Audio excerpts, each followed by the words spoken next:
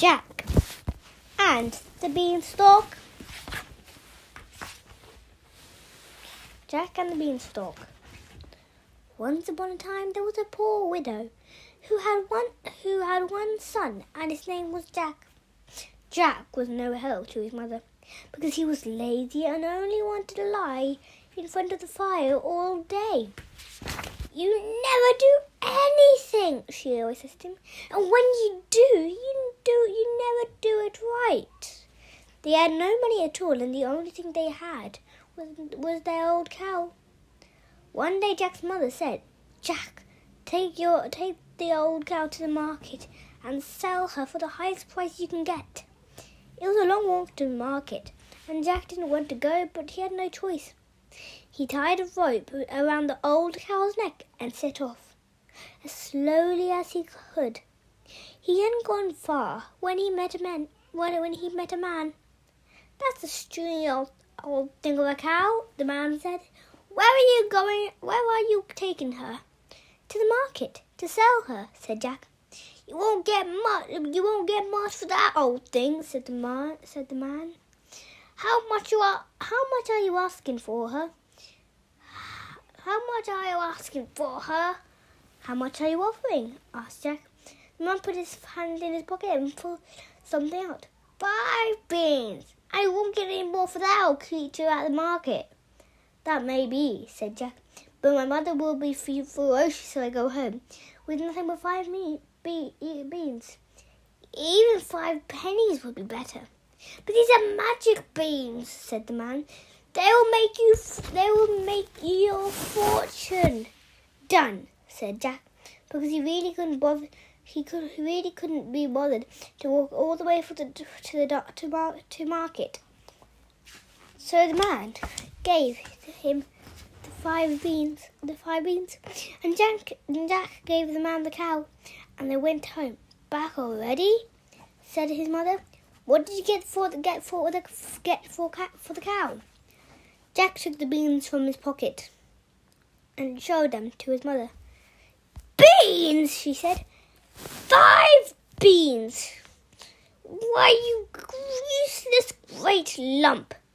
She threw the beans out of the garden, out of the window. Then she sent back Jack to bed. He didn't even get a chance to explain how the beans were magic and would make their fortune. When Jack woke up the next morning, the house was dark, as if it was still night. Something was blocking the window. Jack ran outside and saw a huge beanstalk that grew up until it disappeared into the clouds. They were magic beans, Jack said to himself. "I wonder what's up there." He started to climb the beanstalk to find out what was at the top. Jack climbed up and up and up, all the way to the top. There he found a path leading through the clouds to a great big castle. Jack knocked on the door. A huge woman opened it. She looked surprised to see him. "What are you doing here?" she asked. "Don't you know that a giant lives here? A giant who eats boys?" Jack said, replying to why I walked so far. "I'm hungry, thirsty too." "Come in," said the woman, "but you mustn't stay long." Inside the castle, Jack and the woman got talking. All too soon, noisy footsteps were coming up the path. "It's my husband, the giant," said the woman. "Quick, hide!" Jack jumped into an empty pot by the stove and pulled down the lid. The door opened and in came the giant. He sniffed the air and said, "B555. I smell the blood of an Englishman. Be he alive or be he dead, I'll grind his bones to make my bread." How you go on?" said the giant's wife. "There's no one here." "Now sit down and eat your dinner." So the giant sat down and ate his dinner. He took out a grubby looking purse and opened it and tipped it upside down. Out fell a great heap of gold. The giant closed the purse and opened it again, and it was filled with gold once more.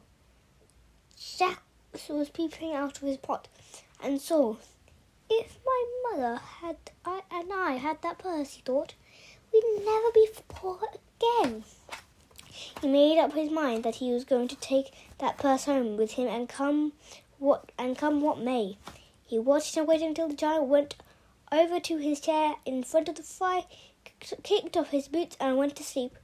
Then Jack crept out of the pot and grabbed the purse and ran for his life. Out of the castle he ran along the path, down the beanstalk and into the house, shouting, "Mother, Mother, look!" Jack's mother was amazed that her lazy son had been so brave. She looked at the purse and said, "We shall never be poor again. Promise me you won't climb the beanstalk anymore. It's dangerous." Jack promised he wouldn't. With the money that the purse gave them, they were much happier than before. But Jack couldn't forget the castle. One day while his mother was out, he climbed the beanstalk again. When Jack knocked on the castle door, the giant's wife opened and said, "You again? If the giant finds you here, well, he'll eat you raw." "Oh, I'll be long gone before he gets back," Jack said. "I must have a sit-down and something to eat and drink. I've come such a long way." The kind woman took him in. Jack wanted to stay until the giant came home, so he got her talking until she forgot about the time passing. Then they heard the giant coming home. Jack opened the cupboard under the sink and crawled inside. In came the giant, sniffing the air, saying, "Fee-fi-fo-fum! I smell the blood of an Englishman. Be he alive or be he dead, I'll have his blood to sauce my bread." "Oh, don't go on," said the giant's wife. "There's no one here. Eat your food, you big lump." The giant sat down to his dinner. When he'd finished, he brought out a beautiful red hen. He stroked her feathers gently, and the hen laid eggs for him. Not ordinary eggs, but eggs of beautiful shining gold. Jack waited until the giant had fallen asleep by the fire. Then he crept out of the cupboard and grabbed the hen and ran for his life. Out of the castle, along the path, down the beanstalk, and into his house he ran, shouting, "Mother, look!" When Jack's mother saw the hen and the eggs, she could hardly believe her eyes. She made him promise never to climb the beanstalk again. Jack promised. With all the gold from the purse and the golden eggs from the hen, they were rich. But Jack couldn't forget the castle. He climbed the beanstalk again. When the giant's wife opened the door and saw who it was, she said, "Go away, I dare not let you in." But she was a kind woman, and Jack persuaded her to let him in after all. They got talking, and the giant's wife soon forgot all about the time, until she heard her husband coming home. Jack crawled under the wash tub and hid. In came the giant, sniffing the air. "Fee-fi-fo-fum! I smell the blood of an Englishman." "Oh, get away with you," said his wife. "Sit down and have your dinner." When the giant had eaten his dinner, he fetched a beautiful golden harp. "Play, harp," he said, and the harp played beautiful music all by itself. Jack waited until the giant fell asleep, crept out, grabbed the harp, and ran for his life. But as he ran, the harp cried out, "Master, master!" The giant woke up, jumped to his feet, and ran out after Jack with great big strides.